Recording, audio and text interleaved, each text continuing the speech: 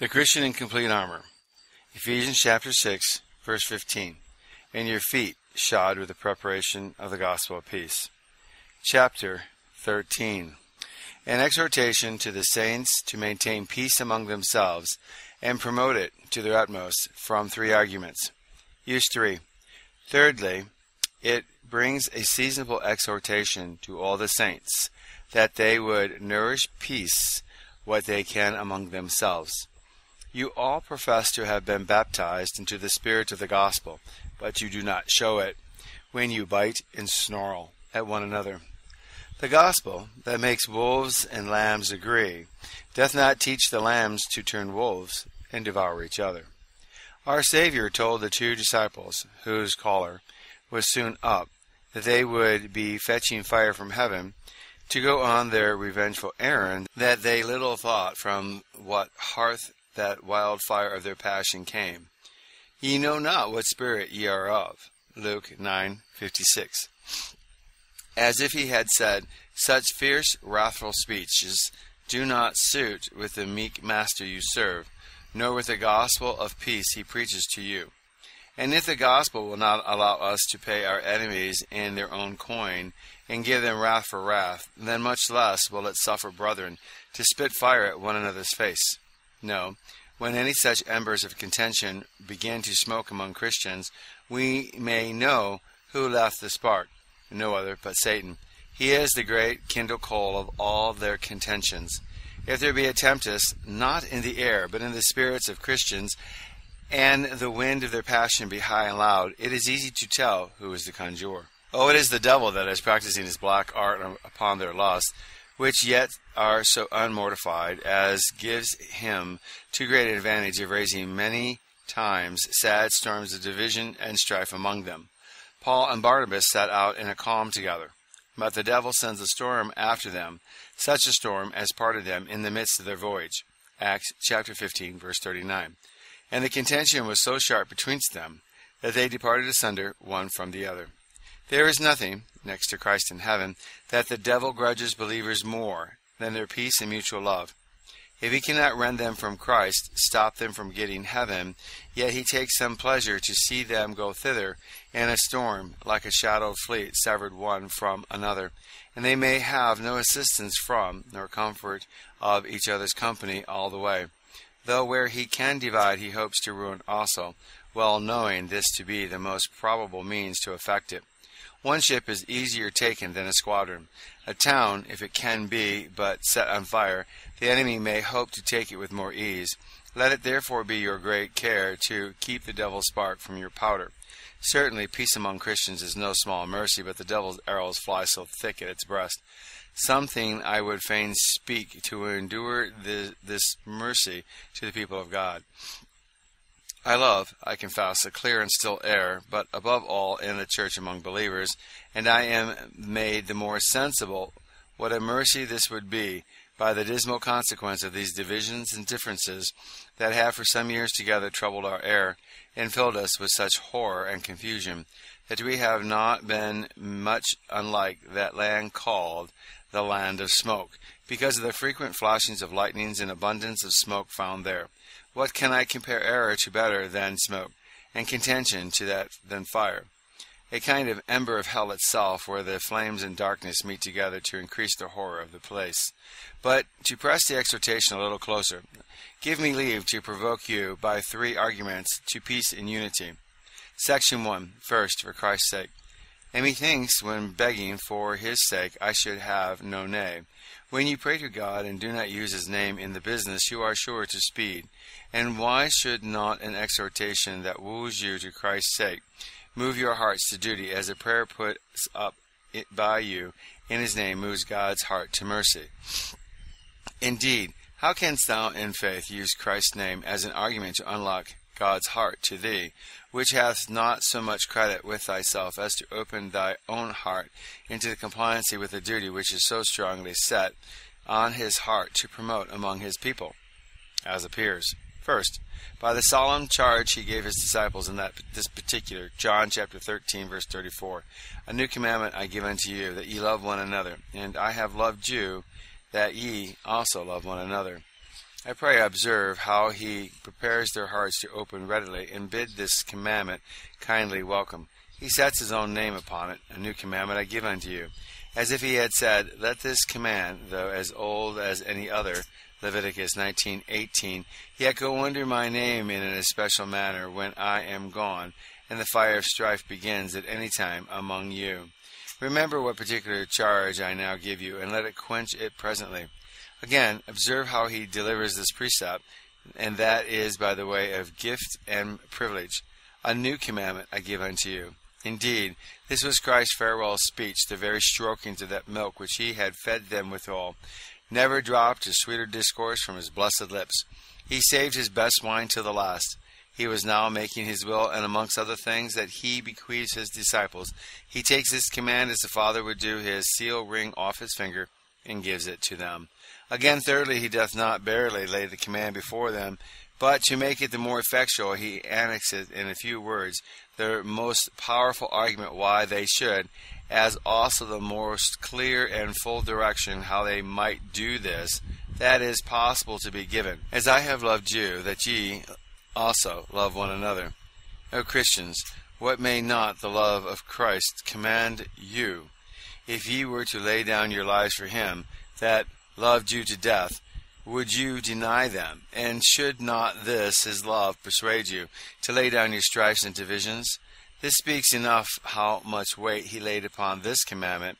But then again observe how Christ in the same sermon, over and over again, reminds them of this, which if he had not been very solicitous of, should not have had so large a room in his thoughts then, when he had so little time left, in which he was to crowd and sum up all the heavenly counsel and comfort that he desired to leave with them before his departure. Nay, so great weight he lays on this that he seems to lock up his own joy and theirs together in the care that they should take about this one commandment of loving one another. John 15:11.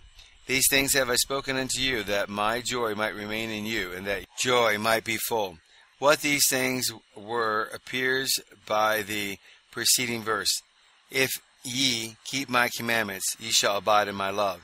These were the things that he spake of in order to his joy in them, and theirs in him, that they would keep his commandments.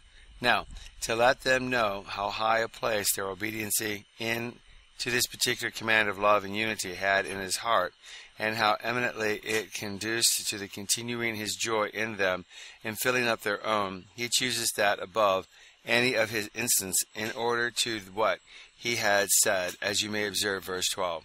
This is my commandment, that ye love one another. Observe still how Christ appropriates this commandment to himself.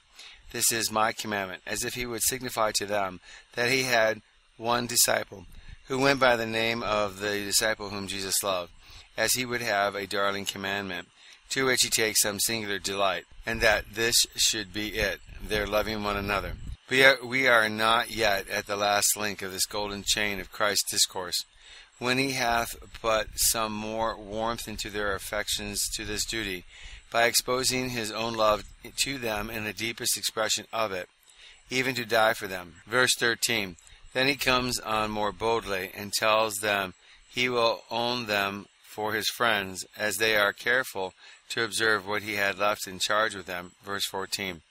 Ye are my friends, if ye do whatsoever I command you. And now, taking it for granted that he had prevailed upon them, and they would walk in unity and love as he had commanded them, he cannot conceal the pleasure that he takes therein, yea, and in them for it.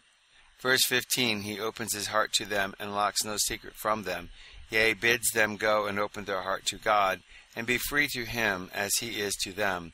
Verse 16. And mark from what blessed hour all this familiarity, that they are admitted to bear date.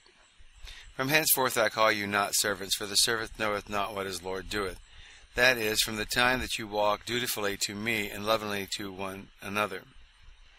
One would think how he had said enough, but he thinks not so.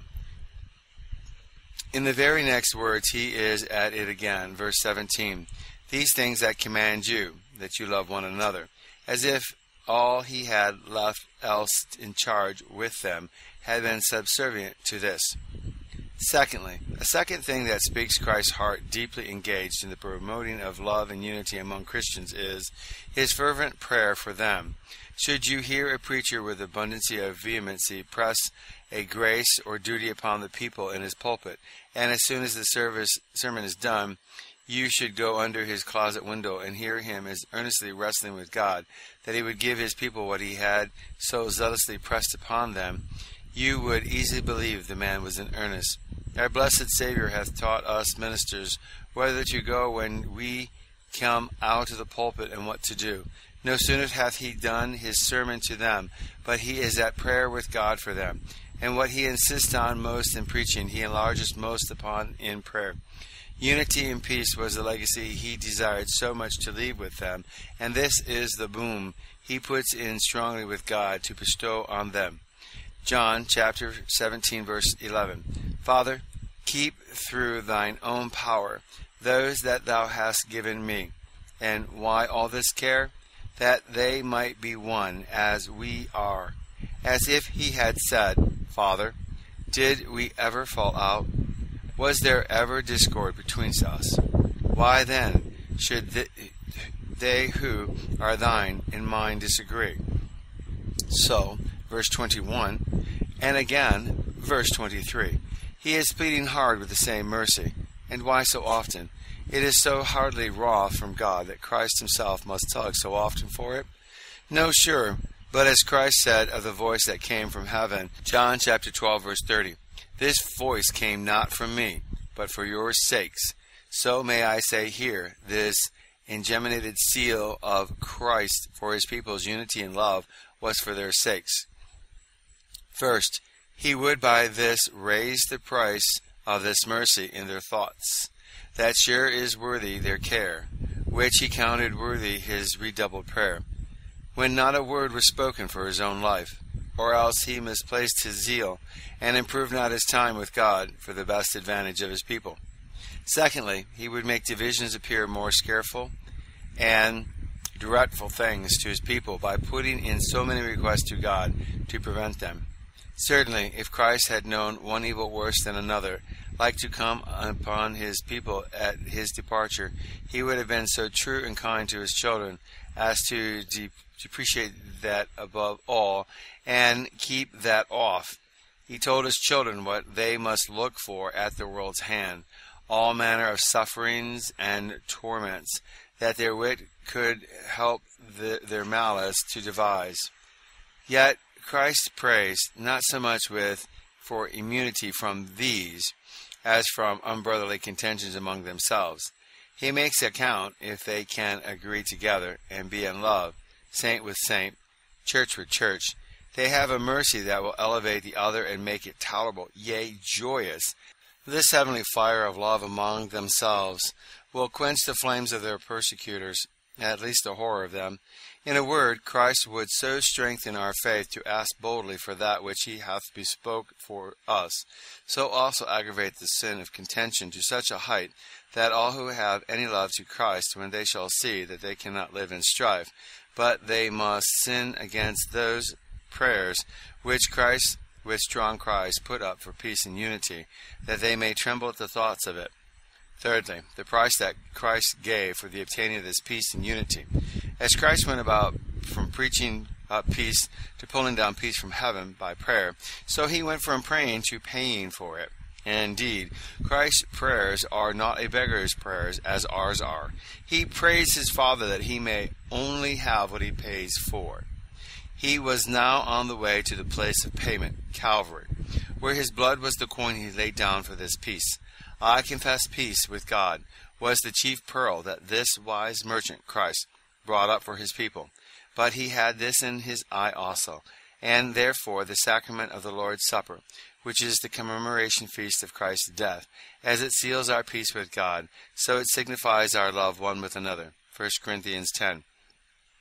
And need I now give you any account why our dear Lord pursued this design so close of knitting his people in peace and unity together?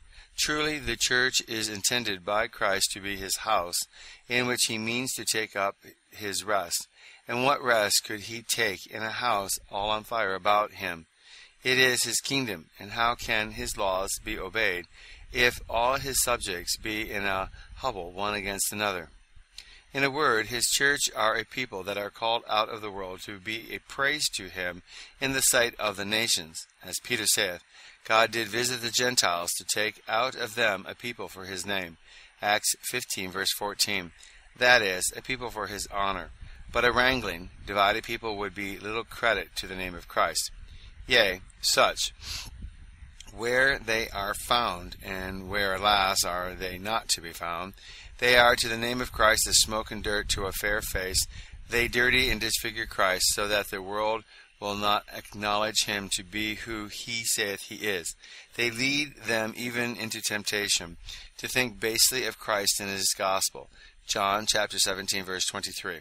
Christ prays his people may be made perfect in one, and mark his argument, that the world may know that thou hast sent me, whose heart bleeds not to hear Christ blasphemed at this day by so many black mouths, and what hath opened them more than the saints' divisions. Section 2. Secondly, the second argument shall be taken from yourselves. For your own sake live in peace and unity. Consider your obligation to love and unity. Your relations call for it. If believers, Paul tells you your kindreds, Galatians 3:27, ye are all the children of God by faith in Christ Jesus.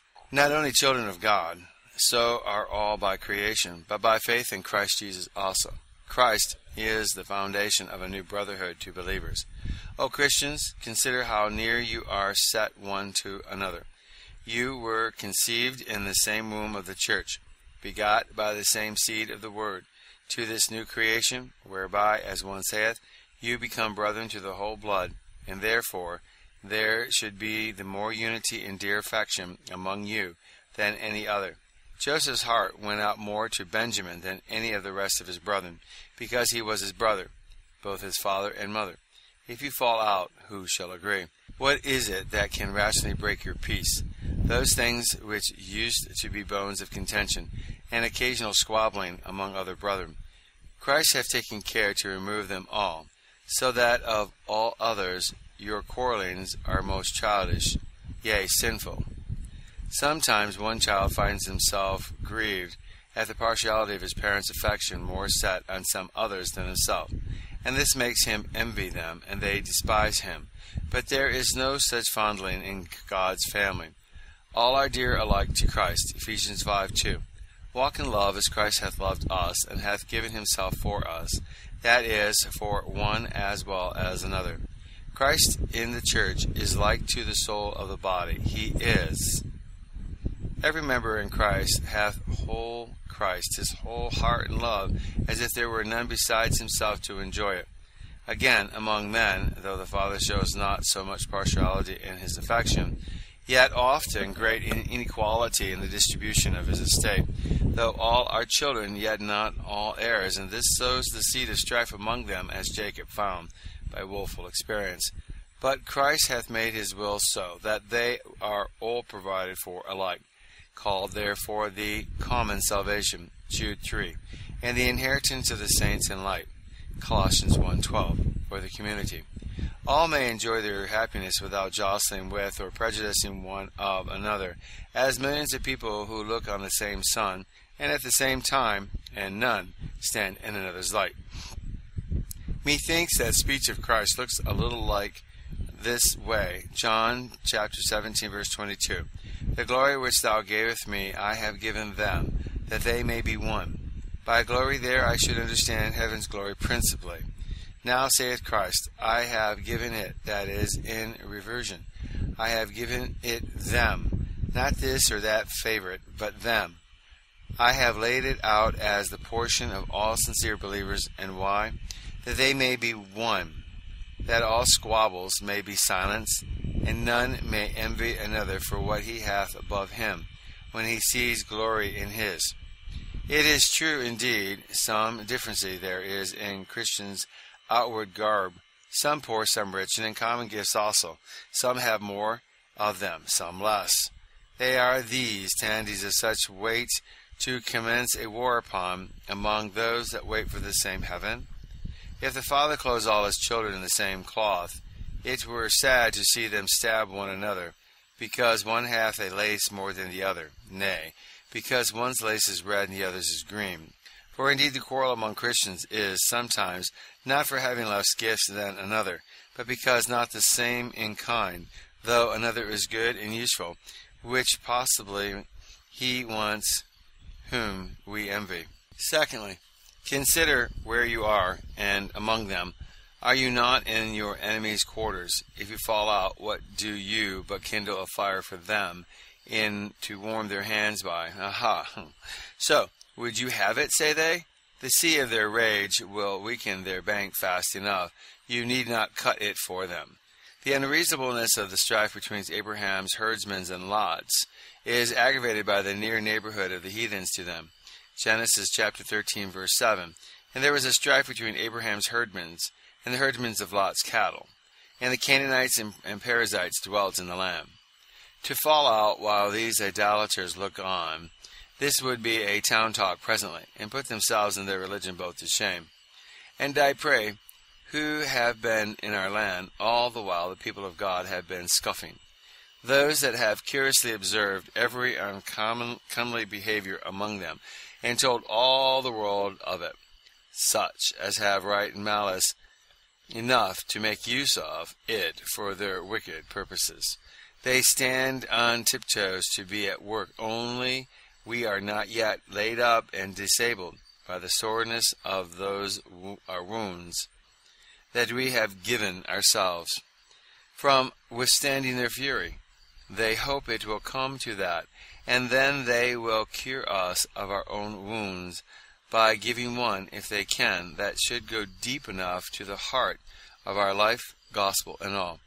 O Christians, shall Herod and Pilate put you to shame? They clapped up a peace to strengthen their hands against Christ. And will not you unite against our common enemy? It is an ill time for mariners to be fighting when an enemy is boring a hole at the bottom of their ship. Thirdly, consider the sad consequences of your contentions. First, you put a stop to the growth of grace. The body may as well thrive in a fever as the soul prosper when on a flame with strife and contention. No, first, this fire in the bones must be quenched and brought into its natural temper, and so must this unkindly heat be slacked among Christians before either can grow. I pray observe that place, Ephesians chapter 4, verse 15. But speaking the truth in love, or being sincere in love, they grow up into him in all things. The apostle is upon a oar, showing how souls that at present are weak, and their graces rather wane and wither, then growing, may come to thrive and flourish. And the receipt he gives is a composition of these two rare drugs, sincerity and love. Preserve these, and all will go well. That's verse 16, where the whole body is said to edify itself in love. There may be preaching, but no edifying without love. Our times are a sad comment upon this text. Sadly, you cut off your trade with heaven at the throne of grace. You will be little in prayer to God, I warrant you, if much in squabbling with your brethren. It is impossible to go from wrangling to praying with a free spirit. And if you should be so bold as to knock at God's door, you are sure to have cold welcome. Matthew 5:24. Leave thy gift before the altar, and go thy way. First be reconciled to thy brother, and then come and offer thy gift. God will not have the incense of prayer put to such strange fire, nor will he eat of our leavened bread, taste of any performance soured with malice and bitterness of spirit. First, the peace was renewed, and a covenant of love and friendship struck between Laban and Jacob. Genesis chapter 31, verse 44. And then, verse 54, Jacob offered sacrifice upon the mount, and called his brethren to eat bread. The very heathens thought no serious business could be well done by quarreling spirits. Therefore, the senators of Rome used to visit the temple, dedicated, because they did lay down their feuds and controversies before they went into the Senate to consult of state affairs. Does not they go to the Senate till friends, and dare we go up to God's altar, bow our knees to him in prayer, while our hearts are rolled and swollen with anger, envy, and malice? O God, humble us. Thirdly, as we cut off our trade with heaven, so with one another, when two countries fall out, whose great interest lies in their mutual traffic, they must needs both pinch by the war. Thirdly, Christians, great gains come in by their mutual commerce, and they are the richest Christians commonly, who are seated with the greatest advantage for this trade. As no nation hath all their commodities of their own growth, but needs some merchandise with others, so there is no Christian that could well live without borrowing from his brethren. There is that which every joint supplieth, according to the effectual working in the measure of every part. Ephesians 4:16. Paul himself is not so well laid in, but he hopes to get something more than he hath from the meanest of those he preached to. He tells the Christians at Rome, chapter 1, he longs as much to see them as to impart some spiritual gift to them. Verse 11. So saith he, that I may be comforted together with you by the mutual faith both of you and me. Verse 12. Yea, he hopes to be filled with their company. Romans 15:24. As a man is filled with good cheer, he hopes to make a feast of their company. Now, contentions and divisions spoil all intercourse among believers. They are as banful to Christian communion as a great pestilence or plague is to trade of the market town. Communications flows from communion, and communion that is founded upon union. The church grows under persecution that sheds the seed all over the field, and brings the gospel where else it had not been heard of. But divisions and contentions, like a furious storm, washes the seed out of the land, with its heart, fatness, and all. Fourthly, you do not only hazard the decay of grace, but growth of sin. Indeed, it shows there is more than a little corruption got into doors already, but it opens the door to much more. James 3. If ye have bitter envying and strife, glory not. That is, do not think you are such good Christians. This stains all your other excellences. Had ye the knowledge and gifts of holy angels, yet this would make you look more like devils than them. He gives the reason, verse 16. For where envying and strife is, there is confusion and every evil work. Contention is the devil's forge, in which if he can but give a Christian a heat or two, he will not doubt but to soften him for his hammer of temptation. Moses himself, when his spirit was a little hot, spake unadvisedly with his lips. It must needs be an occasion of much sinning which renders it impossible for a man, while in his distemper, to do any one righteous action. The wrath of man worketh not the righteousness of God. James 1:20. Now what a sad thing it is for Christians to stay long in that temper, in which they can do no good to one another, but provoke lust.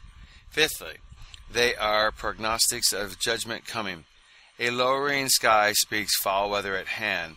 The mariners look for a storm at sea when the waves begin to swell, and utter a murmuring noise.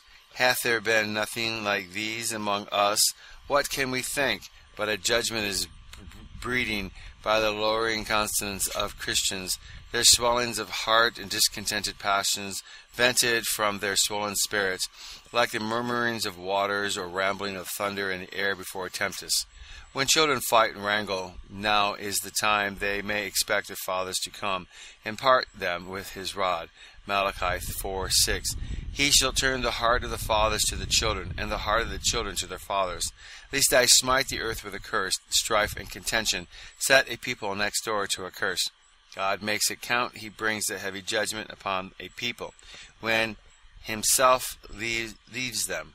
If the master leaves the ship, it is near sinking indeed, and truly no readier way to send him going than by contentions. These smoke him out of his own house. Be of one mind, saith the apostle. Live in peace, and the God of peace shall be with you. 2 Corinthians 13:11. Implying, if they did not live in peace, they must not look to have his company long with them.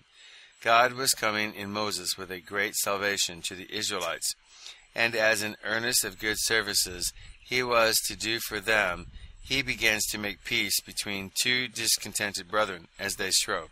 But his kindness was not accepted, and this was the occasion of many years' misery more that they endured in Egypt. Then fled Moses at the saying, and was a stranger in the land of Meridian. Acts chapter 7, verse 29, and no news of deliverance for the space of 40 years after. Verse 30. And have not our dissensions, or rather our rejecting these overtures, which God by men of healing spirits have offered for peace, been the cause why mercy hath fled so fast from us, and we left to groan under these sad miseries that are upon us this day, and who knows how long? Oh, who can think what a glorious morning shone upon England in that famous Parliament begun 1640, and not wept and wept again to see our hopes for a glorious Reformation that opened with them now shut up in blood and war, contentions and confusions.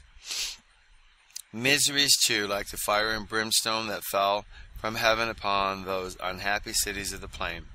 Section 3.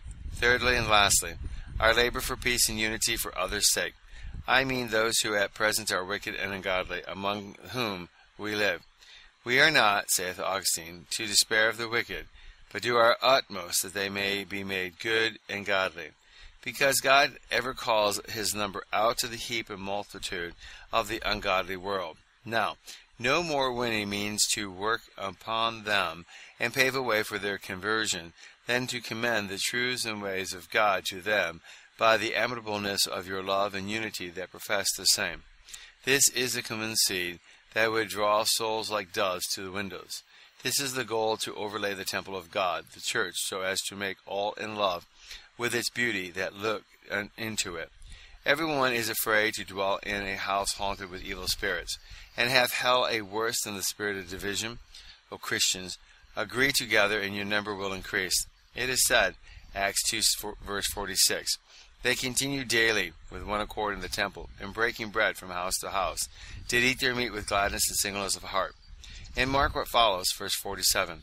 They had favor with all the people, and the Lord added to the church daily as such should be saved. The world was not so great a stranger to love and peace, that it was amused and set to considering what heavenly doctrine that was which could so mortify men's hearts, playing their rugged natures and joined them so close in love together, and were the more easily persuaded to adopt themselves into that true family of love. But alas, when this goal became dim, I mean peace among Christians faded, the gospel lost credit in the world, and the doctrine of it came under more suspicions in their thoughts, who, seeing such clefts gape in her walls, were more afraid to put their heads under its roof. Canticles chapter 2, verse 7. I charge you, ye daughters of Jerusalem, by the roes and the hinds of the field, that ye stir not up, nor wake my love, till he please. Master cotton on the place by the roes and hinds of the field, which are fearful creatures easily scared away, yet otherwise willing to feed with the sheep, takes the Gentiles to be meant inclinable to embrace the Jewish religion, but very soon scared away by the troublesome state of it, or any offensive carriage of the Jews. And what more offensive carriage than divisions and strifes? See them joined together. Romans chapter 16, verse 17. Mark them which cause divisions and offenses. If divisions, then there are sure to be offenses taken, and many possibly hardened in their own sins thereby.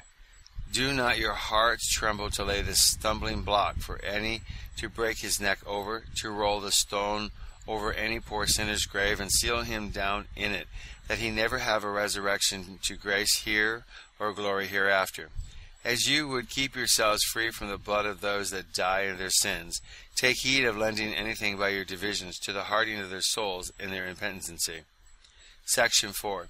Fourthly, the fourth and last sort of peace, which I thought to have spoken of, is a peace with all the creatures, even the most fierce and cruel.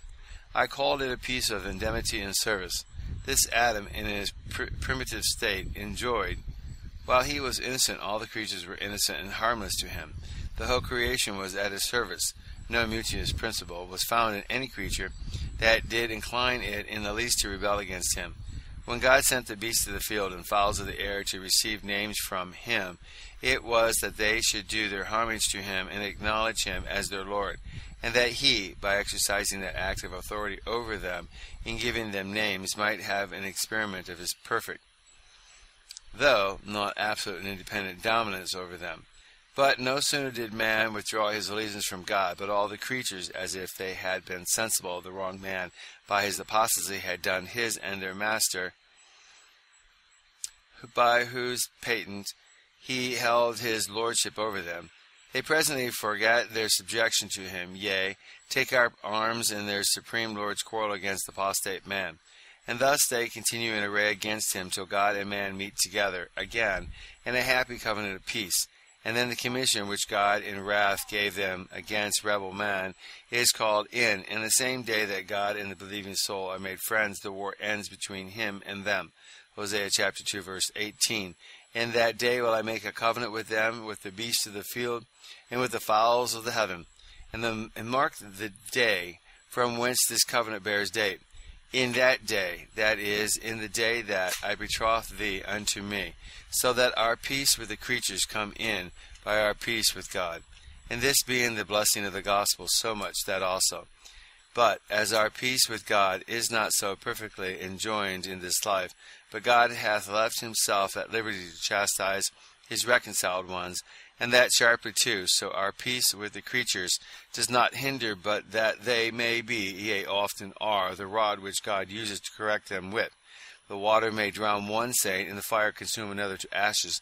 And yet these creatures at peace with these saints, because they are not sent by God in wrath against them for any real hurt that God means them thereby. This indeed was the commission that he gave all the creatures against apostate man as part of his curse for his sin. He sent the creatures against him, as a prince does his general against the company of traitors, and arms against him, with authority to take vengeance on them for their horrid rebellion against their Maker. But now the commission is altered, and runs in a more comfortable strain.